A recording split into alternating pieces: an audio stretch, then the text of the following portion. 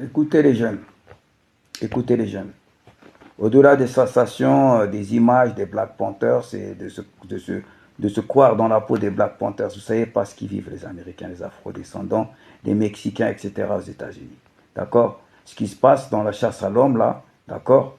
C'est que une partie est devenue des proies et une partie doit servir. Donc, doit être assujettie. C'est comme ça que la suprématie raciste, radicale, blanc est réfléchie. D'accord? On le connaît et voilà, on y est. C'est-à-dire qu'aujourd'hui, c'est ce qui se passe aux États-Unis. Ils sont obligés de s'organiser et ça va partir à la guerre de sécession.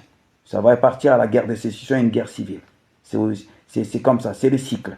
C'est dans l'ADN, dans la prédation de certains êtres. On ne peut rien y faire. Donc il faut être conscient de ça. Et vous croyez que dans vos zones de confort, parce que vous vous baladez dans les grandes avenues en Paris et que vous allez vous en sortir, que tout se passera pour vous et qu'il n'y a que les migrants qui sont les proies, hein, qui sont assujettis, qui sont asservis et vous en sortez parce que vous êtes français ou ceci, cela.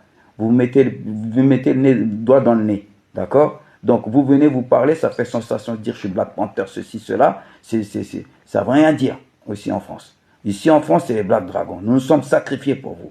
Nous sommes sacrifiés. Nos gars, ils tombent chaque année maintenant. D'accord? Avec l'âge, avec la frustration, ils ne sont pas adaptés au nouveau monde, ils tombent. D'accord? Dans l'anonymat. On en a eu 2 ou 3 ou 4 là ce mois-ci. Ok?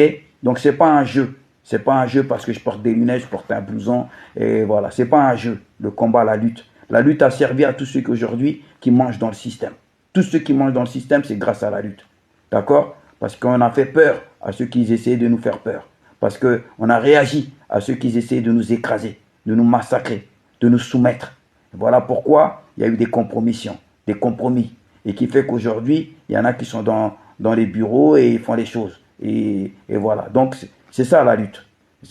Par contre, ceux qui sont sacrifiés, ils ont la frustration, ils ont la névrose, ils ont tous les stigmates, des psaumes, des symptômes, des gens traumatisés. Et donc, il y en a qui sombrent et qui finissent très mal. OK? Donc, on compte les morts. Pareil, aux États-Unis, ils doivent compter les morts et ils savent qu'ils vont pour se sacrifier. Maintenant, c'est à vous, aux jeunes, hein, de réagir. Parce que les racistes radicaux, agressifs, ils marchent, ils font des marches et des manifestations, ils occupent le terrain à Paris, partout dans les grandes villes. D'accord?